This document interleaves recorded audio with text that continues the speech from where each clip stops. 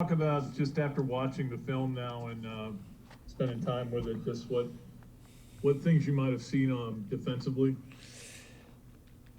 Yeah, I'm still muted there. I'm not? Oh, I have a mute button up there. You know what? Defensively at times, I think, one, you got to give A&M some credit. They made some great plays, especially some of the shots down the field, 50-50 balls, one-on-one shots. The quarterback, I thought, played really, really well. Played like a veteran, experienced guy hanging in the pocket, delivered some balls, made some great throws. A lot of times things that we do too. He threw guys open. We have guys in tight coverage all over him, and he threw them open, and they were able to make plays. So that hurt some explosives. I thought we needed to be a little bit more physical within the run game. I thought, that was one thing when they started kind of grinding out the run game. We weren't as physical as we needed to be in the run game aspect of things, and so we need to be a little bit more physical within the run game, especially. You got LSU coming in, so that's going to be another physical battle. So we got to get ready for that. And have you had discussions with Scott Strickland about what you had to say after the game about packing the swamp? No, I've been worried about trying to beat LSU. Thanks. Yeah. Mark Long. Again, obviously those comments were met with a lot of criticism. Do you have any regrets about saying that during a pandemic? And have you heard back, heard from President Fox, anything like that? Yeah, I've been preparing for LSU, but I'll be honest with you. I think, if you look at what we've been able to do, the safety precautions that we have, that our players have followed, our coaches follow, our staff follows. I think we're a model of safety of what we've been doing during this time period. So I'm really proud of how we've handled everything and how safe we've been with everything we're doing and all the precautions we've had in place during this time. But do you understand? Do you get 90,000 people with or without masks breathing on top of each other for 4 hours? How that would be a bad? Well, I think Texas A&M actually, they created a great atmosphere at the game. Created an exciting atmosphere. I thought they did a great job of doing that. And so, like I said, I haven't talked to people because I've been really focused on trying to beat LSU. But whatever our government officials all say that, and what everybody does for the game, what we do need to do is, however many people they allow into the stadium, we need to try to work as hard as we can, all the Gator fans and all of us, to create the best game day atmosphere we can. Edgar. Don't mean to be hammering you here, Dan, but those comments generated a lot of national backlash, so to speak. Okay.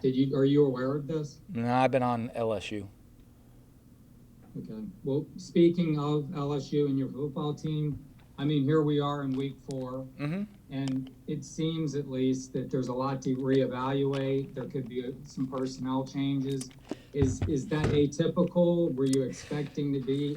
Obviously you weren't expecting that, but is that a tough situation right now, being so into the season? Yes and no, but I think you guys, you see this every year, and I don't know that you expect it. Expect's not the right word. I'm going to try to think of what the word is.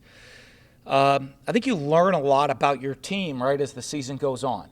And you got to learn about what guys are doing well, what they're not doing well. Obviously, this year is even more unique than regular. After a couple weeks last year, we ended up turning into this big pass-heavy offense, and I didn't expect that, to be honest with you. So I think every year you kind of get into it. You kind of see how your team comes together, how they gel. And then as coaches, really, you're spending the time. Are we putting guys in position to make plays, right? If you've watched, you got to learn your guys as you go. I think if I go into our playbook, I think we have a great quarterback run package in our playbook. we're not really executing that much this year, to be perfectly honest with you. And if I was calling a lot of quarterback runs, no matter how good the plays draw up, you would probably be looking at me like, hey, your quarterback is like 6'5", 240, and couldn't run out of sight in a day. But I'll be like, but we draw it up. It looks good on paper when we draw it up, and so. From one year to the next. Now, I make jokes about that one because coming into the season, we had a good understanding that Kyle Trask doing a lot of quarterback run was not going to. I already had that part figured out. But a lot of the other things that you do, you're trying to find out all the different strengths and weaknesses of what works within the team for a given year. And I think you're into that. I think obviously when you're playing right now, just a shortened 10-game SEC only season, you got to try to figure it out faster, and it possibly gets exposed quicker and with more consequences than maybe if you were playing the schedule we were supposed to play. Thank you, Dan. Yep. Goldie. Hey, Dan, kind of following up on that, in 2005 when you were at Florida, you guys kind of threw out some of the offense and changed on the fly. Are you able to do that with defense, particularly talking about the physicality in the front? Yeah, absolutely. I mean, we went from a team in 2005, if you remember, we'd never really played much with a fullback.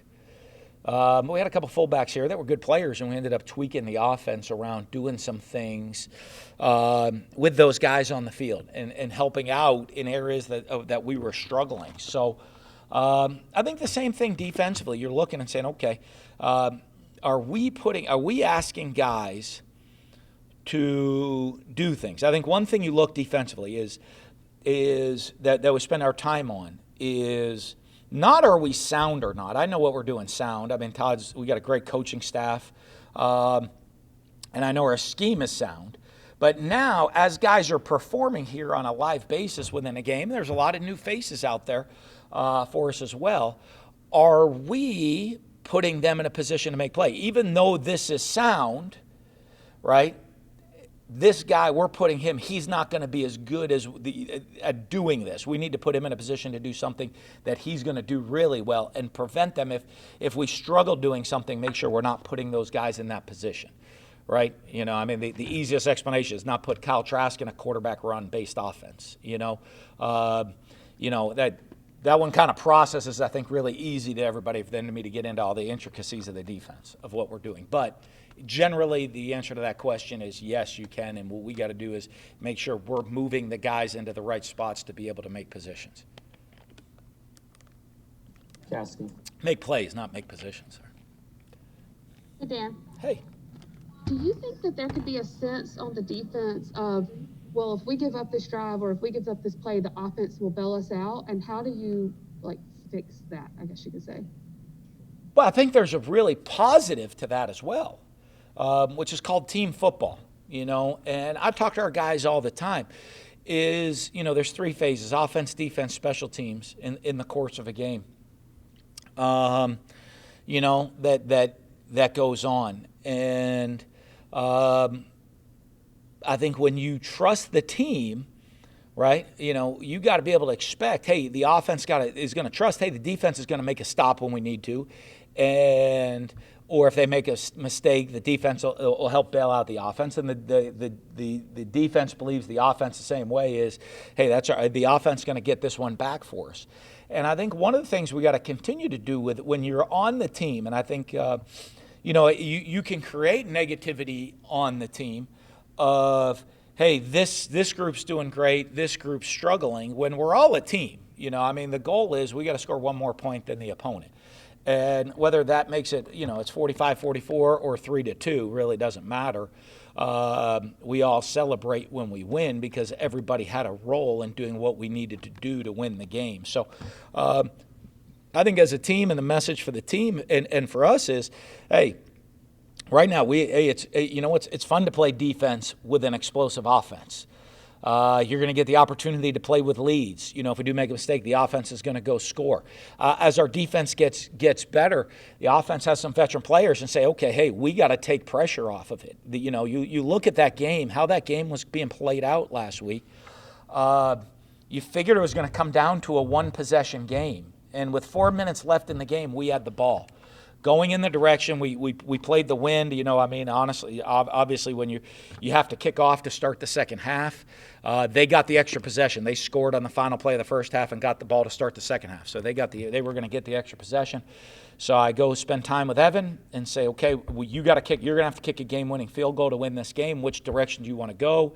That's the direction we were headed in the fourth quarter. He'd hit a 50-some yarder already. We had the ball driving down the field. We get the ball close to midfield, 2nd and 10. Not a great call by me. We end up missing a block. We end up turning the ball over in that situation. And now they got the final possession. And they had 9 possessions. We had 8. And I think one of the things you're going to see is a lot more games this year in the SEC, and a lot more of our games probably than in a normal year, that are played out that way. Where it is always going to come down to a one-possession game, and are we doing what we need to do to win? And so, I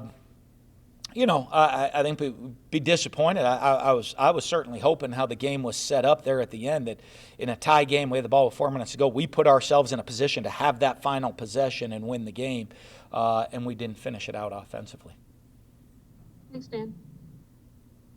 Matt. Hey, Dan, if I'm understanding kind of what you're saying about the defense, you obviously want to put your guys in the best position to do what they do best.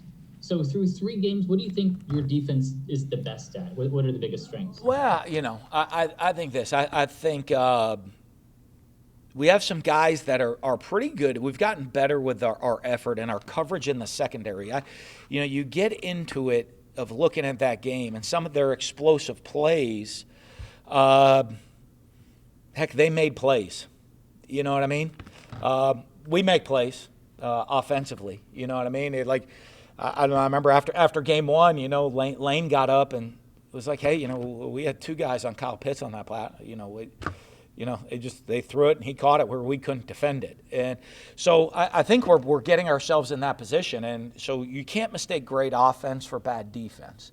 So I think that's one of the things that we're doing well. I think the other thing we've done pretty well is understand game situations of when we need to get stops. For example, you look at this last game, and as we continue to grow, as we continue to do it, is understanding the team part of football is making sure we have the ball with 4 minutes to go in a tie game with the opportunity, with the offense to go win it. If you look the last 2 weeks of we had a big lead. Now, obviously, hey, I want a 3 and out and get off the field. Everybody does. But I also don't want to give up an explosive play and get it down to a one-possession game with 4 to 5 minutes to go when we can make it, 30 seconds to go by the time that possession ends. And so I think our guys understand the game concept, the team concept, and having to play maybe a different style of football this year with how the schedule is going to be than you might normally play within a year. Zach A. Hey, Dan, you mentioned obviously trying to get guys on defense in the right position. You have so many guys at all 3 levels of your defense that could play multiple spots. How important is that for your staff to determine what is the best spot for guys so that guys aren't losing confidence out there when they're playing? Well, I think that's part of it is of making sure, and what we've been playing a little shorthanded defensively. So we're hoping to get some guys back this week. But, who knows? As you know, this is going to be a really, really unique year that you're juggling a bunch of different things. So hopefully we have some guys back this week that'll play. I don't know. One of the things, you put all these game plans together, and like you're saying, are we putting guys in the right position? I find out about Thursday night at 11:30 p.m., who probably is going to be playing in the game or not. And that could always change on Friday, if someone gets the sniffles. So, not to make light of it, but like all of a sudden, hey, someone has, and especially at this time of year, you got allergies, you have colds coming, and now we're rushing to get tests done on Friday and Saturday morning. So that makes it different. It helps that we do have guys that can play different positions, but it also is challenging to make sure we get the exact people where they need to be at all times, to make us as stout and as good a defense as we can be. And you've kind of alluded to this before, but obviously we talked about defensive issues, but we're seeing that across college football. I mean, even in the SEC, Ole Miss almost put up 50 points on Bama. Can you just speak to that and just how this seems to be an issue across the sport, not just specific to y'all? Well, I mean, what could be interesting, and like you said, you don't know. It's still early in the season. Maybe we played 3 unbelievable offenses already too. I don't know. We'll see. You're looking on paper. There's an unbelievable offense rolling into the swamp this week. So, with talented players all over the field. A part of it can be. All of a sudden, I think sometimes you get to the end of the season, and you look back and you say, okay, well, we thought this, but in reality, it was really something else. But I do think, I think I see very different things from one game. Game one, I don't think I didn't love our effort in game one, and part of that had to do, obviously, you're seeing there a very explosive offense, explosive players, the tempo getting adjusted into a game. I thought we played much better in game two defensively, and then last week, again, you look at some of their explosive plays. Now, did we make some mistakes? Absolutely. Do we need to be stouter at times? Absolutely. Did they make some great plays where we had, we got a guy in great coverage and the quarterback throws a dime and they make a one-handed catch? Yes. We got a guy draped all over them and they make a leaping catch? Yes. So that's great offense, too. That's not bad defense. Thanks, Dan. Yeah. Nick. Hey, Coach. It was you talking about the run game. It was really I'll put my video on for you. It was in the run game, the second drive, second half, where they kind of just ran the ball down your guys' throat. Yeah. Are you, because some guys are out, playing guys out of position, it seemed like that was a turning point where they just said, hey, we can exploit this, and they just kind of ran the ball. It was interesting that they were able to do that, and on that drive, you know what I mean? Because you look, it wasn't that case really the rest of the day. That drive, they did a good job of it. And we got to fit better. Some of it is good offense. Some of it is getting guys in the right position. Some of it's them creating some really good matchups out there on the field. Of us, we have. They have some players on the field. You got to be ready to defend. And them taking what they give us. You know what I mean? And or them taking what we gave them. And then we're able to do that. So, but I think hopefully we're going to be a lot stouter in the run game this week. And then I had a question about Naquan Wright. I'm similar area, tough area. We haven't really talked to him that much. What kind of player is he? And he's obviously had to wait his time, but made an impact on the game Saturday. Well, it is. He's a guy that, since he's been here, takes care of his business every day. Very quiet, not the loudest guy out there, extremely, extremely intelligent football player. And I think you can see in that, not just with his talent, but the plays that he makes, his reads, his patience running the ball, understanding the system, how to run routes. He's got great hands coming out of the backfield. And I think, part of it gets to, I think everybody, as you guys are starting to see, maybe what we see more every day at practice of, hey, why are we rotating the backs? Why isn't one back getting all the touches or all the carries? Because I think we have several guys that can contribute and do different things and bring little different styles to the game that work hard and deserve those touches. And I also think when you put different people in, plays hit a little differently. I always say that. Plays hit a little differently depending on what backs are in the game. So we're not running different plays, but they kind of fit and hit differently, and the same with the guys running routes and how defenses want to match up with those people are different. So the ability that we have multiple backs that can come in and do slightly different things, but all of them play at a high level, puts pressure on the defense. And Naquan, I know with not just his talent, but his intelligence really puts pressure on defenses. Thanks, Coach. Buddy. Hi, Dan.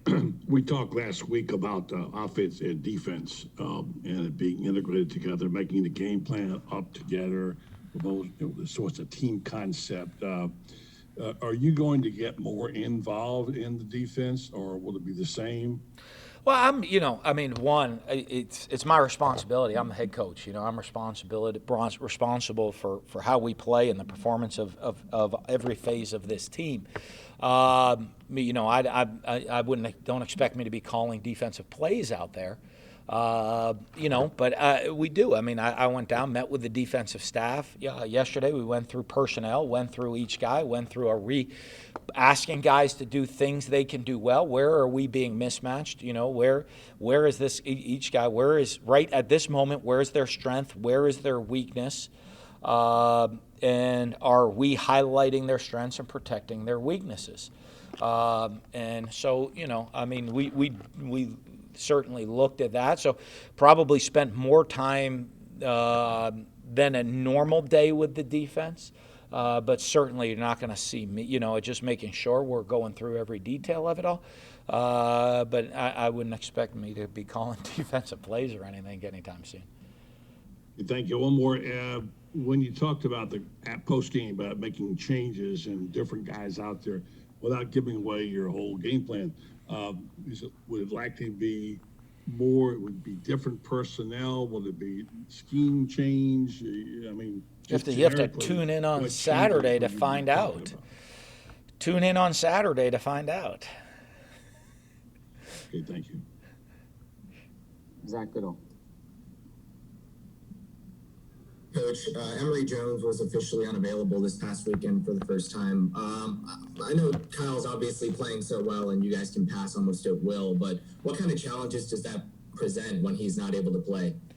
Well, I think one thing Emory does in coming up is like changing the running back of that. He brings a little different perspective to the position, and even running some of the same plays, he's going to be a little bit different. Obviously, the quarterback run that I alluded to earlier, when he is in there, it does draw up very, very nicely, and the personnel fits it very nicely as well. And, so that's just another thing for the defense to have to defend and have to prepare for, of finding where the guys are out on the field. I haven't gotten to our 2 quarterbacks on the field package yet, or we did have one in training camp where we had 3 quarterbacks on the field at one deal, but haven't got to that yet. Not that I want to give away all our secrets, but no, I think when you're utilizing personnel in different ways, it certainly puts and adds pressure to the defense of how they're going to match up against those different people. And, like I said, schematically, there's things Emory can do better than Kyle. And so all of a sudden, those things come into play schematically that they have to prepare for, because you're putting somebody in a position to do something they can do well. 3 quarterbacks on the field. Anthony Richardson's a big guy, so maybe him at tight end or something like that. Well, I'm not going to tell you where they're all going to be, but it is interesting to figure out who's out there. Obviously, only one of them would take the snap, but you don't know where everybody else might be. So, Thank you. Close with Edgar.